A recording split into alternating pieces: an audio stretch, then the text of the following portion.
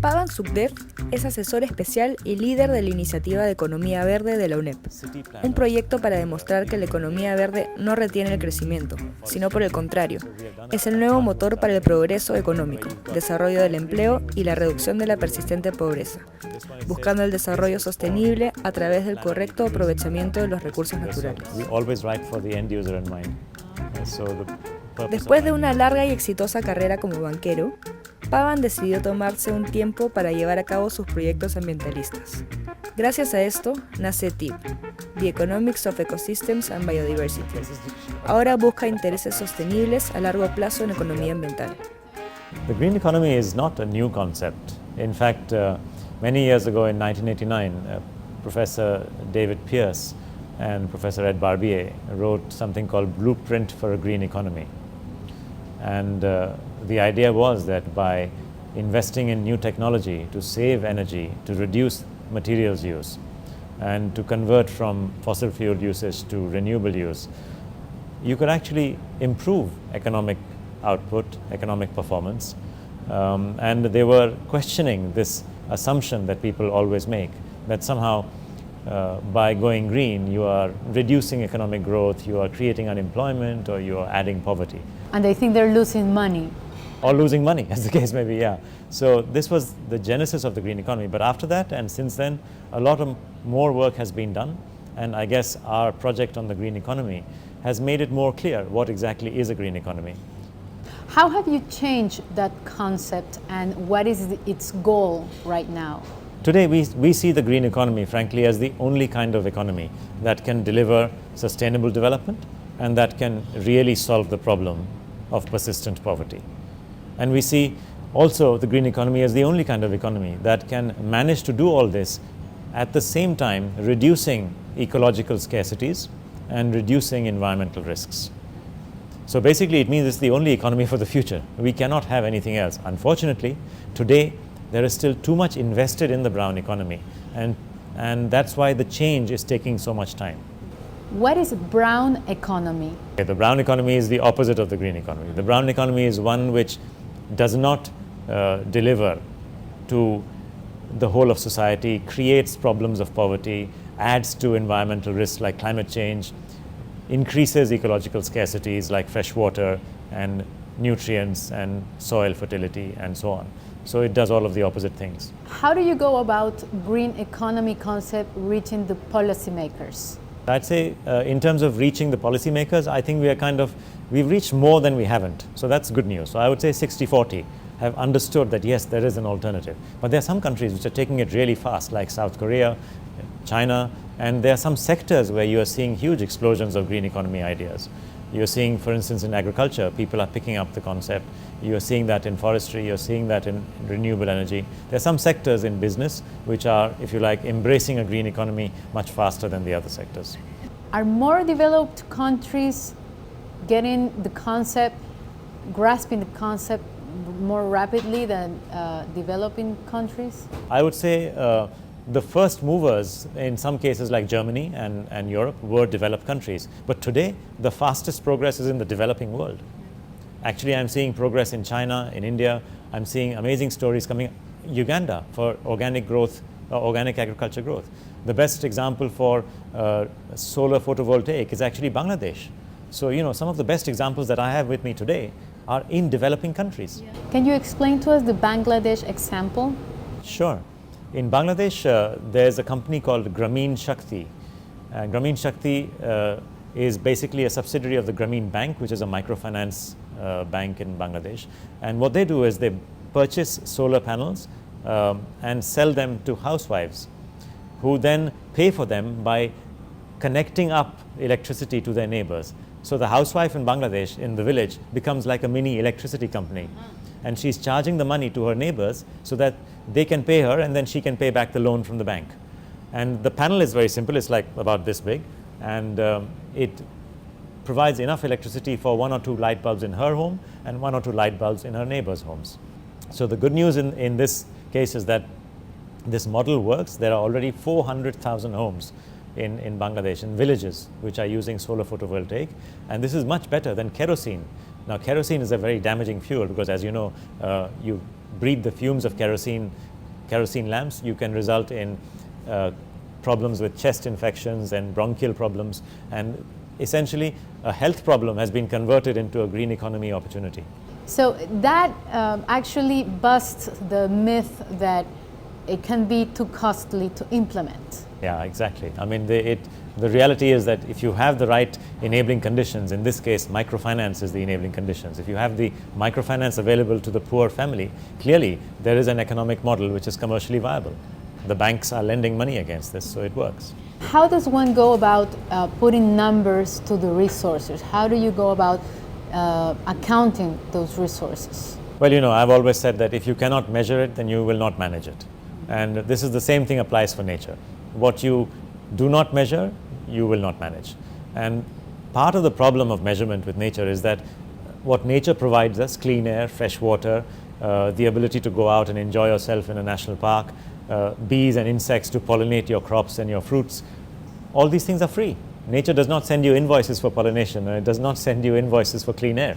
I wish it would change things. But because it doesn't, it's free. And because it's free, you don't account for it and you don't measure it. And because you don't measure it, then you end up making decisions where you lose what is valuable but doesn't have a price. Okay, once you have the prices on the resources, what's next? What do you do? What does the government do with that? We should start measuring the production of nature just like we measure the production of factories. If bees are producing pollination, it's got a value. It's been estimated at $190 billion per annum.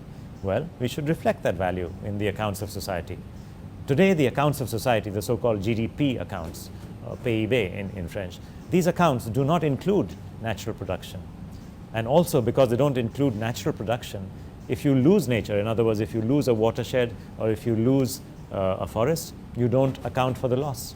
How do you account for those resources? And what is the table of reference of them? If, for instance, let's take an example. If you're a rich man with lots of money in the bank account, if you lock it up in a current account, you will earn 0% interest. But if you invest it in something that generates values and incomes, then you will earn incomes. So this is what we are saying, that you should start accounting for the wealth of nature that belongs to Peru or that belongs to any country at the national level, and so that you can see that how much is the impact of forests on freshwater capture, how much is the impact of forests on biodiversity and from that ecotourism, right? So if you start accounting for these assets and for the incomes that they generate, you will have a means of measuring and then managing those assets. Today we don't measure it, we don't manage it. I've myself done this kind of work for India, my country. I'm from India. And we found that data was there, but people were not using it. For instance, there was data which connected flood losses and calculated flood losses, and we had to connect it to deforestation by doing an analysis. So sometimes you have to do calculations, modeling, analysis, but mostly countries do have data. And they're not using it because they're not thinking in terms of what's free. They're thinking in terms of factories and manufacture. You know, today, if you go back 2 years ago, remember there was about $2.5 trillion of money that was injected into the economy by all of the G20 governments collectively in order to restart or to kickstart the old economy because of the recession. The sad thing is that most of that was in brown investment, not green investment, right? And that's Keynesianism. But my point is that you can also apply ecological Keynesianism. You can apply Keynesianism by paying people, like India does, to replant forests or to build small dams in villages so that the water is captured and so on. So you can also pay people to build natural infrastructure instead of just built infrastructure. Today, a bridge is useful, a motorway is useful, a railroad is useful. It's useful because it adds wealth to society. Likewise, a forest is useful, a lake is useful. So if you are improving the water capture in a lake or a wetland, or if you are increasing the density of a forest, that means in the case of the lake, you are improving freshwater flows to agriculture, you are increasing the ability of tourism to go onto the lakes and the wetlands. You are increasing, if you are rebuilding forests, you are increasing the amount of wood that is available or the amount of non-timber forest products that are available that can be harvested and sold in the international marketplace. So you're increasing business opportunity. You're increasing these things, you're increasing your assets.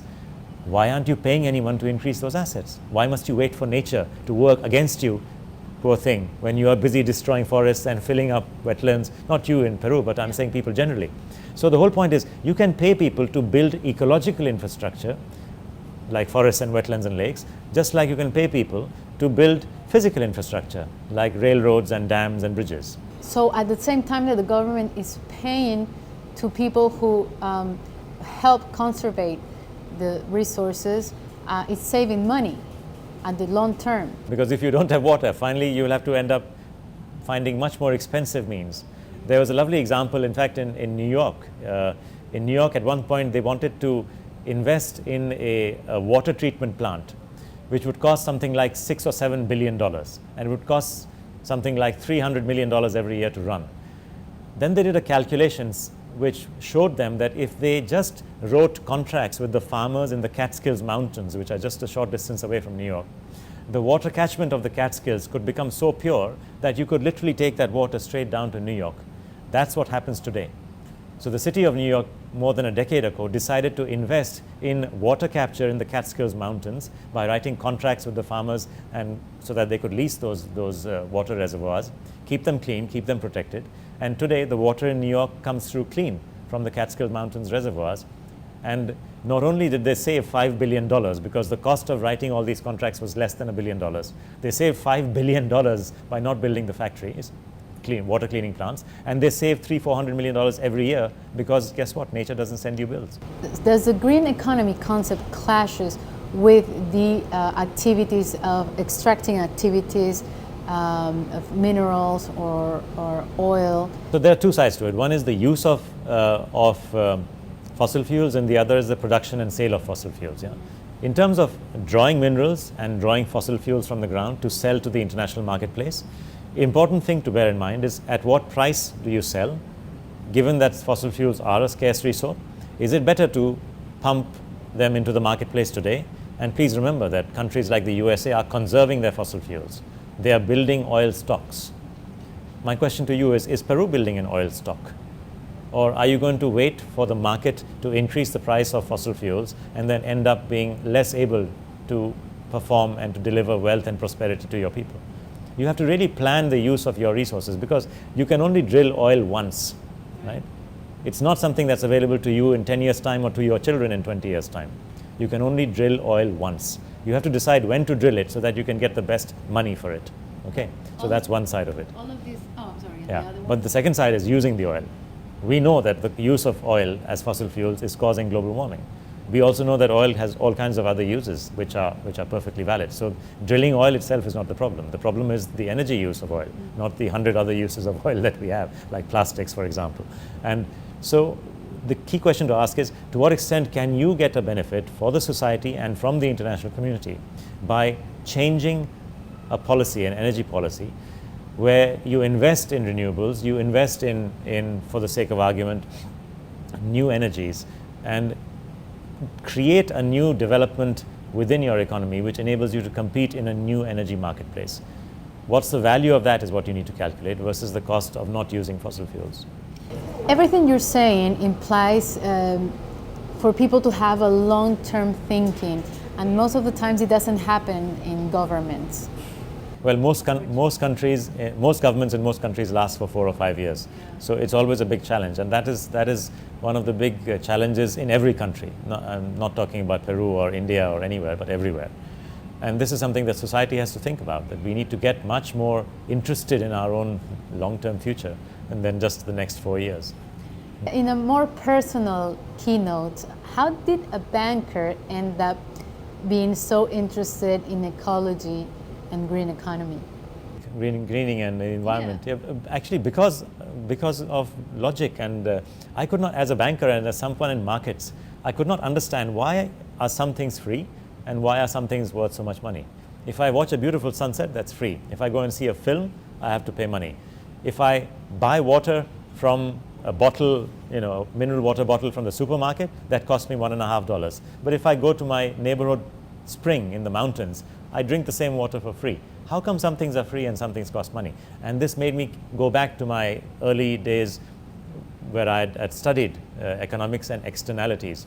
And then I realized that a lot is basically because we keep pushing away from the economic calculus, from the economic lens that we use, anything that is outside of markets. And because I was myself in markets, I realized, my God, that's silly. That's like pretending that I, as a trader of financial fixed income, bonds and equities and foreign exchange, can solve the world's poverty problems or can solve the world's health problems. I can't. You can't create a market in order to solve the problems of poverty. You can in some ways, in some places, but you can't generally. And this is the challenge. Markets always need to be seen for the good things they do, which is price discovery, transparency, allocation of capital, and so on. But they also need to be seen to be not able to do certain things, which is redistribution of wealth. A market will not automatically solve poverty. Yeah? Aren't you putting the whole natural resources inside a market? I realize, and that's why I'm so interested in this, that my little marketplace, my financial marketplace, was just a small part of the economy. In fact, all markets are just a part of the economy. And in fact, to get the whole picture of the whole economy, and markets only trade private goods. By definition, if you own something, you can sell it to me, I pay you money for it. Or if I own something, I can sell it to you, or if I provide you a service, you can pay me for it. These are private goods and services. The moment we're talking about clean air and fresh water, I don't own it, you don't own it. We all own it, right? It belongs to nobody, it belongs to everybody. These are public goods. But most of what we value, like the community feeling that we get from being part of the country, or being part of our village, or the family feeling that you get being part of the family, or the friendship that you get from your colleagues and your friends, there's no market for these. Clean air and fresh water has no market. So there's a whole universe of public goods which generate well-being inside society and inside human beings, and we don't have markets for them. That's not a problem. Just understand that there are markets for some things which are private claims, and there are no markets for other things which are public goods. And understand that the well-being that you get is a combination of both private goods and services and public goods and services as well. So if you want to increase your well-being in society, you can't just say, I'm going to ignore all this because it's externalities. That's nonsense, right? You have to look at it and understand the externalities and find out what you need to do as a country or as a nation or as a state or as an individual or as a business to improve both sides, private as well as public wealth. Why do we discriminate against public wealth? So it was these thoughts that kept coming back to me again and again, being a markets person in a bank, saying, why can't people see this? It's obvious to me. And why are we not seeing this? And therefore I started taking interest in environmental economics, and then I started reading and writing. And then, this was how long ago? This was about 15, 20 years ago. And in fact, it was this book, Blueprint for a Green Economy, which began this whole thing. Because that suddenly I read this and I said, it woke up my eyes and said, oh my God, this is why. It's the externalities problem again. We are just not understanding that we need to recognize externalities and eventually internalize externalities. Because today, these are not externalities. I mean, freshwater scarcity is a problem, is a real problem. It's not, these are not externalities. So are you going to stay on this side of the green grass, or? Well, I'm just so fascinated by what I'm doing today. I'm so happy with doing what I'm doing today that I think I want to keep doing it for some more time. Well, thank you very much for this interview. Thank you for this revolutionary job you're doing, and I hope you enjoy your visit here in Peru.